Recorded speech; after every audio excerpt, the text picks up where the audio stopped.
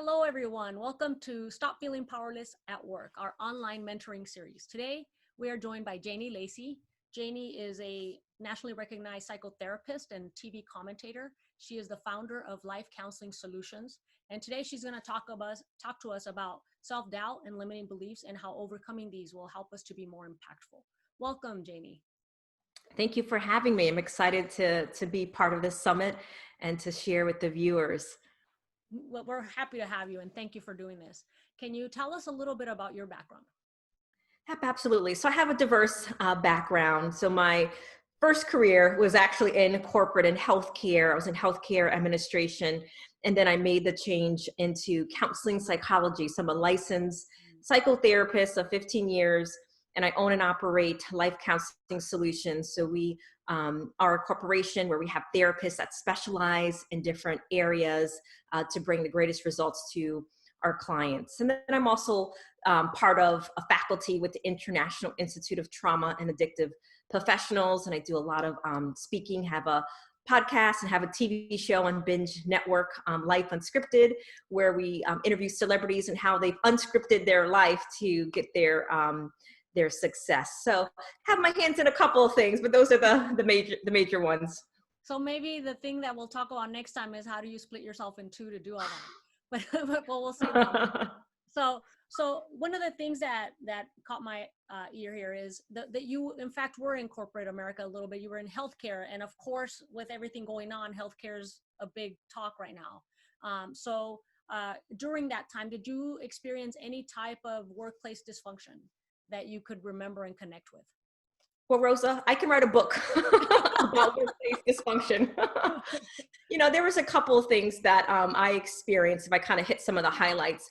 One, I experienced discrimination, and discrimination wasn't necessarily about being a woman or being even a woman of color. It was a corporation that had little semi-groups that people looked out for themselves. And if you weren't part of that little groups, dysfunctional groups, kind of like I think in high school, right? So you have high school, you have certain groups that if you're not part of the cool kids, then you don't necessarily get certain benefits. So the same thing happened in corporate culture that I was a part of, that there was a group of individuals that really looked out for each other, and that created some disparages from other people that were in the corporation, as well as discrimination. And then the other thing I experienced was a lot of things that got done in the gray areas, I should say, right? So corporate culture, you have protocols, you have ways of doing things, best practices. So when I think of that, going back to the first point, it's always who you know. So when you align yourself in corporations, and I'm talking from a dysfunctional standpoint, but when you align yourself in corporations with people and kind of move and shake and get things done outside of the normal business hours, I think sometimes that can create a dysfunction for those who really operate from a place of integrity and an ethical place in the workplace, when conversations are happening after hours or during happy hour, and business is being decided through those venues versus the boardroom and above board conversations where things are documented in minutes and those types of things. And then, we also had, and this is not new, Rosa, this happens in lots of workplaces, but we had the workplace affairs. So I remember in particular in one workplace where one of the directors was having an affair with a female who was in a position to make some decisions.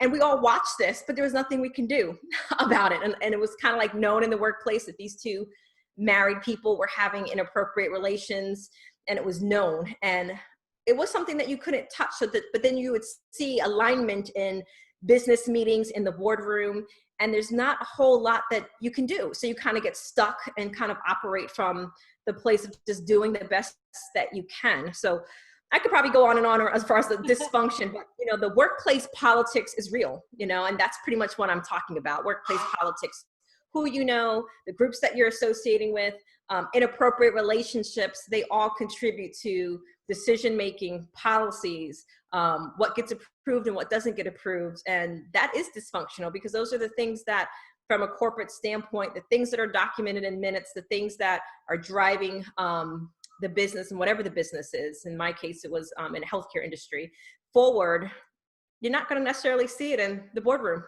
Right. Right. And I think a lot of people probably connect with all these examples that you gave. And I think at the root of all of this, it came down to those relationships that are unhealthy or dysfunctional. And so it just magnifies from there for the culture of the workplace. And since you're a relationship expert, you probably also deal with, you know, some of the issues that get uprooted inside of people, like childhood issues and other types of dysfunctions that where it affects people personally, or they take it home. And they feel powerless to change. All of those things are overwhelming, right? You'd have to take each one and kind of try to work through it. But ultimately, if you want to be a healthy person, you have to kind of just take yourself away from that. So can you talk a little bit about, for the people that are sitting at home right now watching this or wherever they're watching, this is a time of reset. This is a time of reconsidering how we're doing life, how we're doing work, and how can they start to treat themselves better, and what can they do to start to say no to some of these dysfunctional relationships in their own way? I think the first point I would have to say is that we have to know what our own core values are, and then what are the dysfunctions that we bring to the table. Because you mentioned about our dysfunctional childhoods, our dysfunctional relational patterns. For the most part, we just don't leave those things at home. We bring them in wherever we go. And sometimes that manifests within ourselves. Whether we feel not good enough, whether we feel undeserving, we feel ignored, and then that's going to show up. So the first thing is we have to know what our core wounds are and how that manifests in our life. We all have what we call Jahara's window. And Jahara's window are the things that Janie knows about herself. And then there's also a part where the things that she doesn't know about herself, that Rosa may see them about me, but I don't see them about me, right? So we want to explore all of the things and how we affect people. What are our negative talks? What are our core values? And how do we operate in relationships in general? Not just talking about romantic relationships, but, you know, do we feel insecure when we get around people that come off a little bit more confident than we do, right? We want to have a PhD in our own history. Yeah. So that would be the first one, is self-awareness, if I had to create a point. Mm-hmm. And then the second point would be boundaries. When we have self-awareness and we know why we do the things that we do, then we're more likely to have boundaries. We know that if someone asks me to do something inappropriate in the workplace, that's not a place I'm willing to go. And I'm going to have my boundaries wherever I go. But most people don't have boundaries if they don't know who they are. And we can go to the workplace, we can do our task, we can do the things that are on our job description. But at the end of the day, it's us, it's the person that's going to show up. And that's really what gets us to the promotion, or that gets us to be seen in organizations. But if we have our boundaries, this says, this is what I'm going to allow to come into my space, and this is what I'm not going to allow to come into my space. And I kind of chalk it up to the North Star, right? Each and every single one of us, especially in the workplace, should have a North Star. And that North Star says, this is where I'm going, this is what I'm working towards. And that's going to dictate, Rosa, all the things we say yes to and all the things that we say no to. But if we don't know our North Star, we don't have self-awareness, we'll find ourselves, and I'm talking from personal experience here, we will find ourselves in functional situations. When I think back to entering corporate America and just trying to figure things out, didn't really know what I wanted to do. You know, here I am hearing, seeing, and finding out stuff that's going on, and then including myself in conversations I should have never been in, right? But I look at myself, and there was a lack of self-awareness. I didn't understand my core wounds, right? The core wound was not good enough. That was carried from childhood. Because when we have a wound of not good enough, what that looks like in the workplace, Rosa, is that I'm going to be a people pleaser. I'm going to try to get people to like me. And if people don't like me, I'm going to try to perform an audition to get them to like me. That's dysfunctional. And when I look back, that's exactly, you know, in corporate America, what I had to do until I discovered, you know, there was a lot more to Janie, and I had to understand why she was doing the things that she was doing. So then when we form our North Star to understand, this is my passion, this is where I want to go, it's going to say, Janie, this is what is going to be aligned with that. So you need to say yes to this. And this is what, no, you're going to need to say no to that. And that's going to be able to dictate our boundaries. So self-awareness, which then will lead us to understanding where our boundaries lies. And we have to be consistent with our boundaries. We teach people how to treat us. And that's a universal truth. Yes. And if you're healthy, you can actually carry out those boundaries. So I definitely, there's times I think when as colleagues, we hesitate to confront people when we see clear issues. Like you said, somebody else is going to notice Rosa's issues a lot faster than I may become aware of them. And it takes really strong people and people that care to say, hey, Rosa, do you notice that when certain scenarios happen, you tend to become angry or whatever it is that's going on? And even if you don't like the person, if they're right, you almost have to just thank them, right? Because they're doing you a favor. So out of that, I think having healthy boundaries and what you said was really key, is teaching people how to teach you. I think whether you like people or not, when they confront your issues, you have to thank them and encourage that type of behavior, because it only makes you better. And then the other thing that I wanted to kind of expand on is the North Star portion of it. North Star, I think people go to work and they go, I need this position, I need this assignment, I need this project. And that tends to be your North Star, and you're willing to do anything to get it. But in reality, if I'm understanding you correctly, the North Star is more, what kind of person do I want to be when I get there? That's also included. Can you talk a little bit more about that? Because that plays into those boundaries. Yep, absolutely. So it's not just about what I want to achieve. What do I want to have on my resume? What are the things I want to check off? It's going to be our values show up in how we behave, the decisions we make, the boundaries we have or we don't have, what we allow, what we accept, and what we accommodate. And that's in the workplace, that's in our personal relationships. So when we don't know who we are, then that means that when the wind blows, then Janie is going to say, oh, this is north, I probably should go north. Or if the wind blows again, oh, it's going west, I probably should go west. So we will probably focus on positions or projects and not really understand, why is this even interesting to me? What's my purpose? And I'm a big believer in finding our purpose, which is our North Star, is when we know what our purpose is and why am I doing the things that I'm doing? Ultimately, where do I want to go? Do I want to be an entrepreneur and I'm using corporate America to understand the different dynamics and get experience? Or am I working to be the CEO of the company? Those things matter, because that means that will determine what projects and positions you take. But ultimately, if you have a core value system that I will do whatever it takes to get there, I will sleep whoever I need to sleep, I'll undercut whoever I need to do, all those types of things, as fast as you get up there, I'm a big believer, as fast as you will fall, right? So when we look at our North Star, it's going to be about our values, it's going to be about our principles, it's going to be about our morals, it's going to be about our integrity, and those things we take with us no matter what position we are in. And most people, when you kind of think of the big CEOs, the Bill Gates, all the when you kind of read the bios of people that we kind of consider have made it and successful, they were true to their values, they were true to their integrity, they had boundaries. And there's another part of it too. They also had kindness and boundaries. Sometimes we can think of people having boundaries as being aggressive. That's not the case at all. Going back to a point that you made, when we're secure in who we are, we can be assertive. We don't have to be aggressive. We don't have to be a people pleaser, because we know who we are and we move from that position, and you carry that energy with you as well. And when people see you being consistent with who you are and you show up every time in your consistency with your values and your morals, people are going to trust you.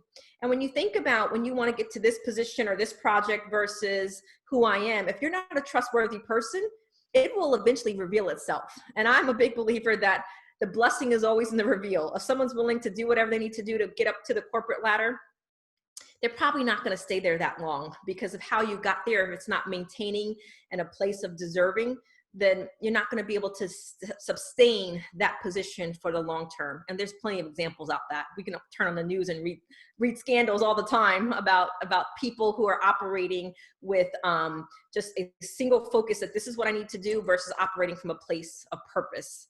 Right.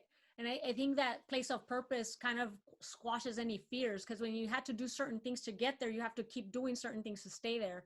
And you're afraid that all these things that are outside of your control are going to fall apart, versus if you just worry about yourself and being, like you said, consistent, then you can continue to be consistent and still control the variables that you can control, which is yourself.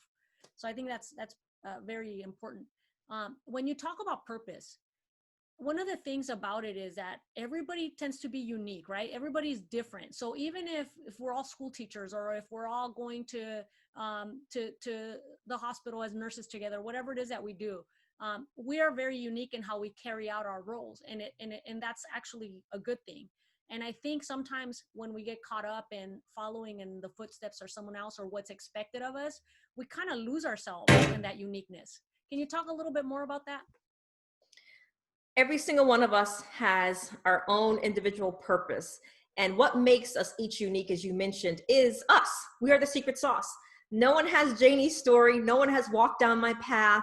And I was talking to someone who was coaching, and they were saying, well, I don't want to really write this book because everything that needs to be said about this topic was already said. I said, that's not true. Right. Your story, your way, and your experiences is the secret sauce to this topic. So when we walk in our purpose, we know who we are, we understand our experiences, our thought processes, all of that stuff kind of makes up our secret sauce. So we can all be going to the cake competition and making the same cake, but what's going to be unique is Janie's way, how she does it, her perspectives, and all the different things that she brings to the table. But what happens, Rosa, is people think that their experiences are negative or that they're not going to add value. So then they discount those experiences. And then they don't necessarily, they're either feeling inadequate, they're feeling not good enough, they're feeling not qualified enough, or they feel like, okay, I like how Rosa does it, and as she's in that position, so I must have to do the things that Rosa does. And then we lose our focus on who we need to be because we're focusing on, well, I have to be a certain way, I have to look a certain way, I got to do it Rosa's way, versus, you know what, Janie, in order to be in that same position, you can be in that position, but you have to show up. And that's what Rosa's doing in that position. It's not her way, it's the way that's unique to her. But we get wrapped up into that, and that competitiveness, that the green envy. So we're looking at everyone else, and then it makes us feel inadequate for ourselves. But the reason we do that is because we're not grounded in our own pillars. We don't know who we are. We don't know that we are special, that we're unique, and that no matter what we've gone through, whether it's been trauma, whether it's been negative experiences, whether it's been, we've had to work harder to get to where we've gotten to versus our peers, that's going to be our secret sauce. That's the foundation to our stage in whatever industry we're in. And we have to embrace that process. And then I think we also see, especially in the age of social media, we see people running a sprint. And we have to realize that we have our own timing to get to where we need to get to. So if we're running a marathon, we need to run that marathon because, you know, I can get into a whole talk about this, but people who are running a sprint sometimes are fruit pickers. And this is what I mean by that. Fruit pickers means that they don't have their roots grounded. They don't necessarily know who they are. They don't understand their purpose. They don't understand their why. So what they do, Rosa, is they're looking and saying, okay, well, Janie's doing this, so let me pick that fruit. Or, you know what, Rosa's doing this, let me pick that fruit. And then they determine that to be their platter versus getting their roots into something. And their roots is going to be what outstands, because that's the tree. We can all go around and pick fruit. So when we understand our purpose, we understand our why, we understand that we showing up is our secret sauce. Our experiences, our viewpoint, our life, the people who are in our life, they're all unique.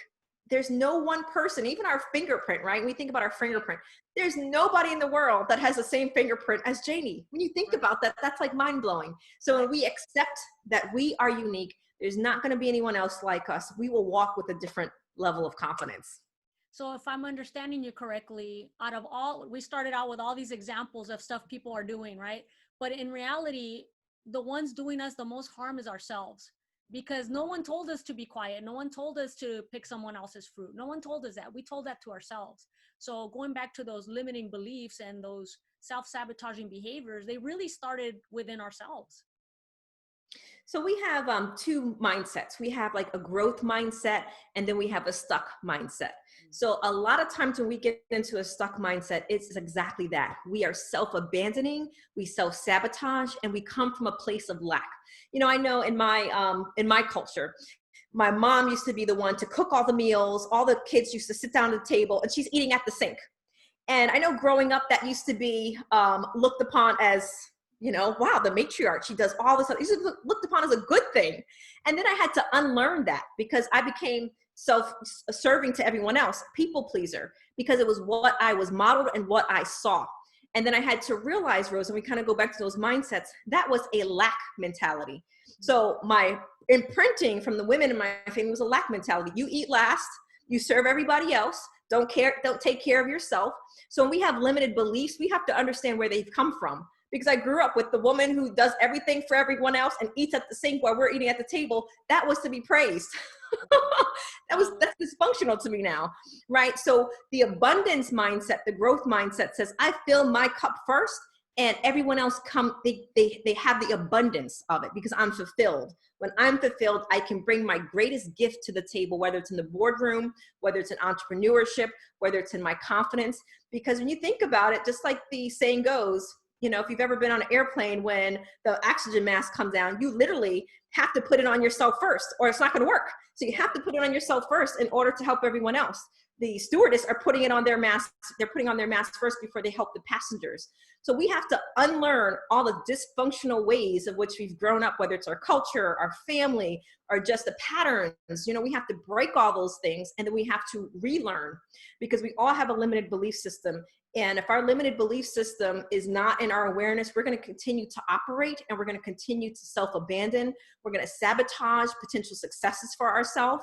And we're not going to be able to recognize that, you know what, it's a big deal to me that you can break generational patterns, not only in the workplace, in your family patterns, by thinking about, do I have a growth mindset, or am I stuck in my ways because we've always done it this way?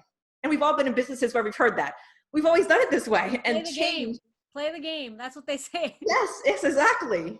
We're afraid of change. Right. It's the fear and the risk of the unknown. But when we are working towards our greatest self, it's going to evolve getting out of our comfort zone, no matter what corporation we are. But we have to understand our limited mindset. As I just gave the personal example from my own personal life, is just you're self-serving and you're empty. That was so dysfunctional. I can totally relate. My mom was the same way. She took care of everybody. Still to this day, we have to sit her down and spend time with her. It's her birthday or Mother's Day just happened. We had to sit her down. So it's that ingrained. But I think the biggest thing here is that all the things that you said, it's work. So we come to work, and I just threw out play the game because it gets said so much, right? There's a certain pattern, and if you just do these things, that's what's going to work for you, as opposed to looking at what actually would be most beneficial for Rosa to evolve, and what's going to challenge me more to be my better self, and to remain integrous as to who I am. And I think the work that needs to happen, obviously you're a psychotherapist, so the amount of work that has to take place, it can be intimidating because it's not commonly done, or maybe it should only be done with help. I don't know, you speak to this, but talk about that work that needs to take place when we have to be true to ourselves. Well, it is an inside out job. And the first part of it is understanding our own patterns of dysfunction and our own belief system. And what happens, especially in certain cultures, I'll speak for myself, is that we are afraid to rock the boat, right? So when I talk about coming out of a people pleaser, it didn't feel good, right? I knew that to unlearn the people pleasing ways was not serving me, but then to now do things of my own purpose and the things that will line up with my North Star, I rocked the boat. And what that means is that there were people who were upset with me. When I started talking about my Woman Redeemed program, which is birthed out of my sister's murder, my family was like, you know, I was thinking I was doing a good thing, but they're thinking like, what are you doing? You're talking about our family business, right? So I got a lot of people upset when I started doing my inside out work. And we are afraid to do that because we do have a high. When we think about, we all have had a birth, we all had birthrights. From a psychological standpoint, our first birthright comes at 4 years old. 4 years old means that we have the right to be seen and we have the right to be heard. So we think about between 4 and 6 years old, most kids are pushing boundaries. But if we came from a family system, I know in our family system, the Puerto Rican culture, children were seen and not heard. So then it was, don't cry, I'll give you something to cry about. So you learn to not have any needs. So then imagine a girl who's now growing up and is a woman in the workplace, and her whole life, she had it reinforced to not have needs. You don't cry when you should cry, and you are seen and not heard. And then now I'm supposed to go in the workplace and figure out who I am, or get out or become an adult in corporate culture where there's competitiveness. You have to have a resume. You have to have all of these things. So what we have to do is first understand, what is my own dysfunction? What are the things that I'm bringing to the table? And then we have to be willing to take a risk, which a lot of us, especially I would say either in spiritual communities or certain ethnic communities, think of therapy as a bad thing versus it's not that you're going because there's something wrong with you. You're going because you want to be able to have a mirror to see how can I be better. And that's what I like to try to turn that belief system around. It's okay. I have my own personal therapist, because people always ask me like, well, who does the therapist go to? Let me tell you, I have 5 people because I want to continue to learn and evolve and be the best Janie possible. And I believe and that's biblical, right? We seek counsel. I don't seek opinions. I don't go to people's opinions. And this is what we do. And this is part of that unlearning process, is we get opinions of people who have not been where we want to go. So we have to seek counsel. So if I want to learn how to run a business, I'm not going to go to someone who's never run a business, right? So we got to think about, who are we getting opinions from? Who are we talking to? Because we are going to be the sum of our 5 closest friends. So we want to be around, whether it's in corporate America, whether it's entrepreneurship, or whether it's in relationships, we want to make sure that we are around people who are going to feed and that can help us go where we need to go. But going back to your question, sometimes we don't want to let go to the things of familiar and the things that are old, because it's familiar and it's comfortable. And where we want to go and grow, whether it's corporate culture, I want this position, I don't want to be a part of this dysfunction. We have to endure that. Not everyone's going to like us. Sometimes people are going to push us away. They're not going to respond positive to us.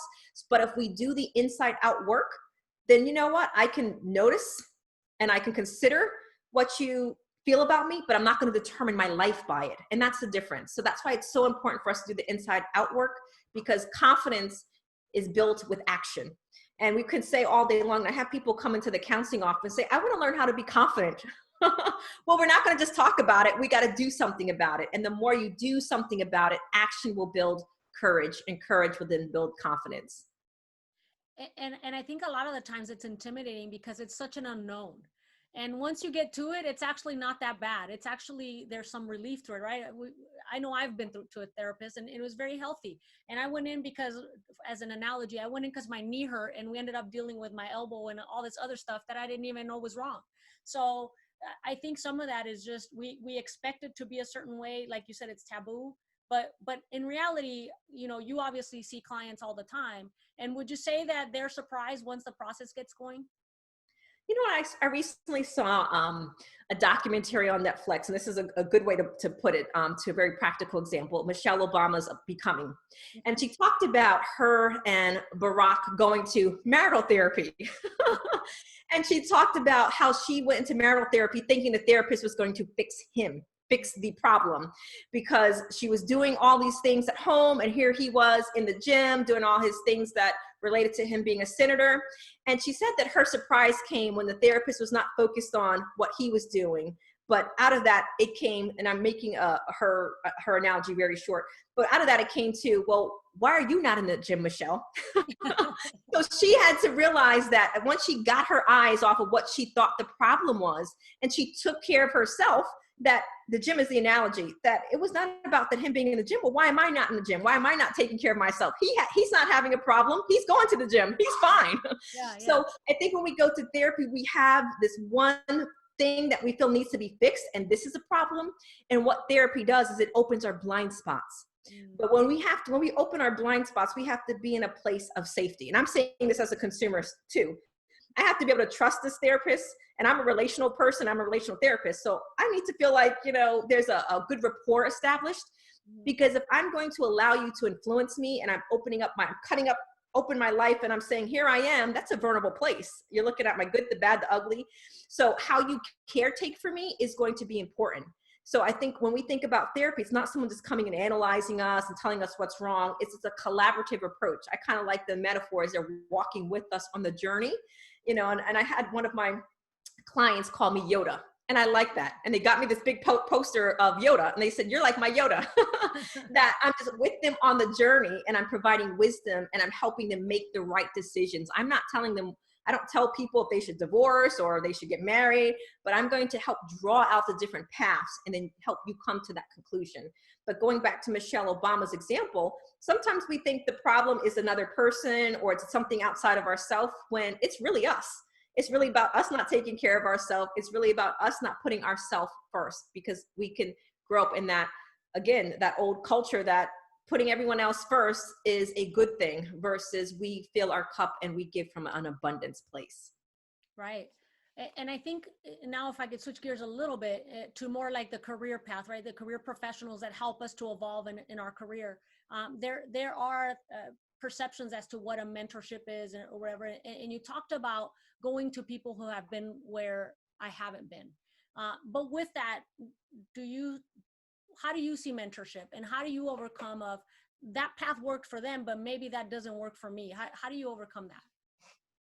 So the first thing when it comes to mentorship, when I think about my own mentorship experience, my mentors, I don't have the same exact path that they've taken, but there has to be some commonality. So for example, me being an entrepreneurship, coming from corporate to running my own business, I had to have a mentor that understood that risk that was involved, because there has to be some level of connectivity so that they can relate to my fears, they can relate to my anxiety, and they can also look back and say, well, Janie, I made these mistakes along the way becoming an entrepreneur, and let me help you get some clarity along the way so you don't make those same mistakes. So when I think of mentorship, it's going to be to a place where I don't have to be going to the same exact path that they've gone to, but there has to be some level of similarities. So like, for example, one of my mentors is a matchmaker. He worked with Oprah Winfrey. He's a big matchmaker, has his own television show. I'm not in the business of matchmaking. It's not my business, but I'm in the business of being in a business. So he was able to help me kind of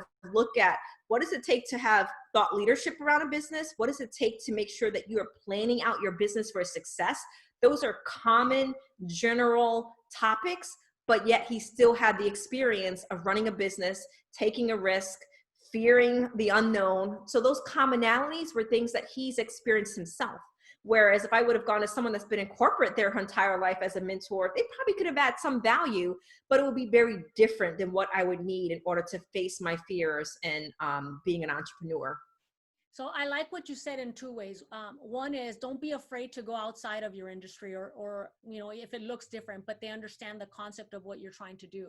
And the other thing I liked is, when we talked earlier about the behaviors where people kind of click together and take care of each other, and I'm mentoring this person, but in reality I'm just controlling their career, and I got to make sure they win, so I'm gonna vouch for them and make sure they get here even if they haven't developed the skill sets that they might need. So those are the two ways. Is if you're in a position where you're looking for mentorship and you don't want to go in the direction that you see other people doing because it's not healthy and it's not going to lead you to be yourself, it's okay to look outside. And I think that's awesome that you have multiple people that you're looking at, because you didn't stay in a little box about it. So let's switch gears again because I want to go back to the issue of going to get help and dealing with what's inside. I think people sometimes are hesitant to get help, and ultimately you're only cheating yourself by not getting that help. So yes, the culture is an issue, and yes, we need to change it. In a lot of cases, there's workplaces that are toxic, that are even abusive, and we feel for those people. But even if you're in that position, if you don't go take care of yourself, you will not be able to see with clarity how to get past certain difficult situations that you're facing at work. So have you dealt with anybody that comes to you? And I'm sure you have, but can you think of some examples where people are dealing with their personal issues and things got better at work? The number one, and I can tell you this without a doubt, Rosa, the number one thing that people come from corporate America when they're coming just for work situations to therapy, it is around workplace bullying.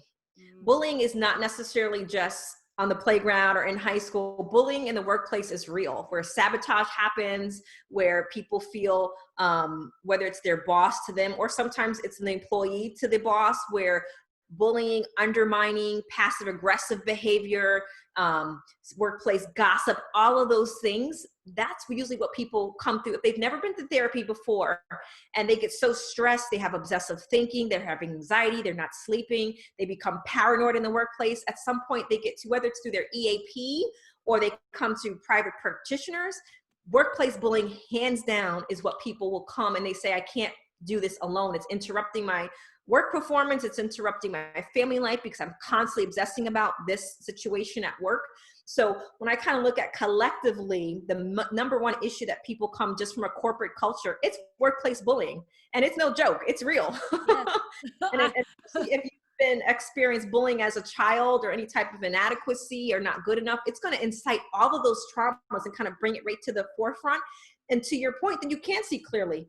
You know, what otherwise would be clarity in decision making and being able to see things clearly, you're now going to have a fog brain. You know, you're going to be second guessing yourself. You know, you're going to be hypersensitive in the workplace. You're going to make more mistakes. Productivity is going to go down. So mental health by far needs to be something that needs to be spotlighted in corporate culture, especially because it affects the bottom line.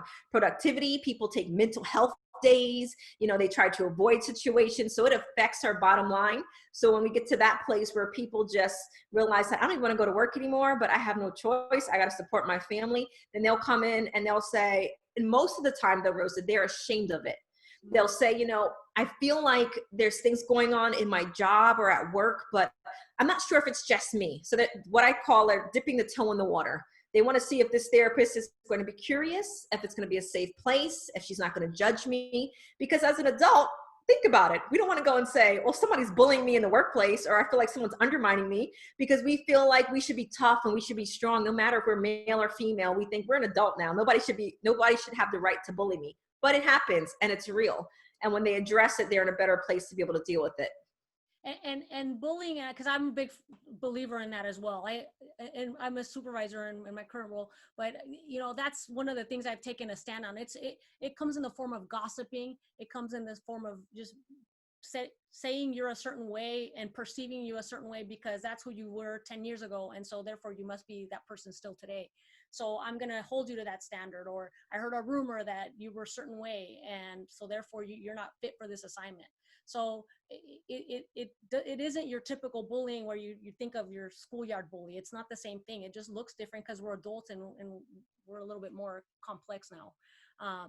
But so when you look at addressing those issues, you talked about EAP and other factors. Do a lot of the cases that you get come from being mandated by the workplace, or is it people just finally getting to their wits' end and realizing they need help? So we get a combination of both. So for the workplace bullying, those are usually people who feel ashamed. They feel like I should know how to deal with this, or maybe it's me. So they come under their own volunteer to work on their self to be able to figure out, especially if it's affecting them. But the one area that we get mandated a lot from corporate culture is anger management. So we have an anger management program, as many probably therapists do, and corporate culture, if someone's blowing up at in the workplace, and no matter what level they are, and it happens repetitively, but yet they add value to their company, most people will try to get them help.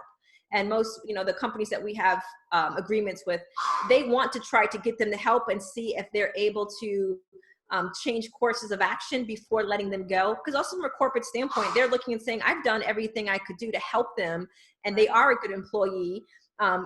And at that point, at some point, then when they decide that it's not going to work out for this employee anymore, they know they've done everything that they could to get them the right tools and resources and support to deal with the issues.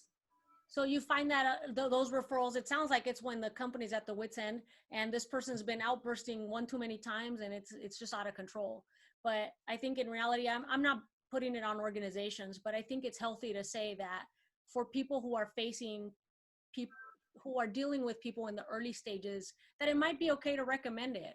And you know, yeah, we get sensitive around medical issues and privacy and stuff, but really, you know, there might be something to that and getting the help earlier before it gets too late. But thank you for sharing that. I think that's super valuable. I hope that people that are listening find value in what you had to share today and can take some of this, digest it a little bit, and maybe decide, even if it's not to a therapist, decide to get help or decide to figure out what friends they're surrounding themselves with. Are they building each other up or are they making things worse? So thank you. Do you have anything further that you want to close with, that you leave our audience with? Absolutely. I would this last wisdom nugget is that seeking help and moving in positions where you're seeking counsel to be able to be your best self that is being strong.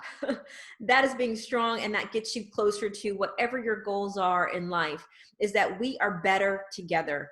And it's not the days of the Lone Ranger that I got to figure out things and be in a corner by myself, is that we are as good as those that we surround ourselves with. So, and I practice this myself, as I mentioned, having therapists, having coaches, having positive friends who uplift us, and then having boundaries, even if it's family, to reposition certain people who don't serve and that are a negative force in our life, is to make the necessary changes. And if we don't know what changes we need to make, then there's always therapy. Yes, absolutely. Thank you for people like you that are there to help us when we need it. And you have a freebie for the audience today for anyone that's interested.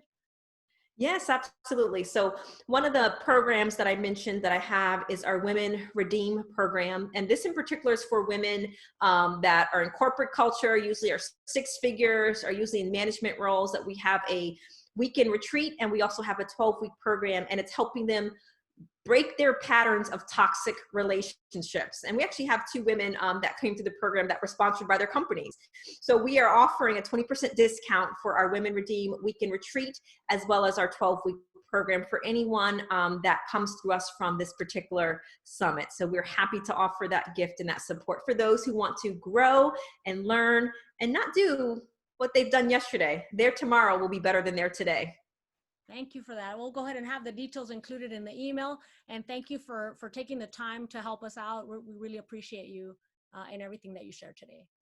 Thank you for having me.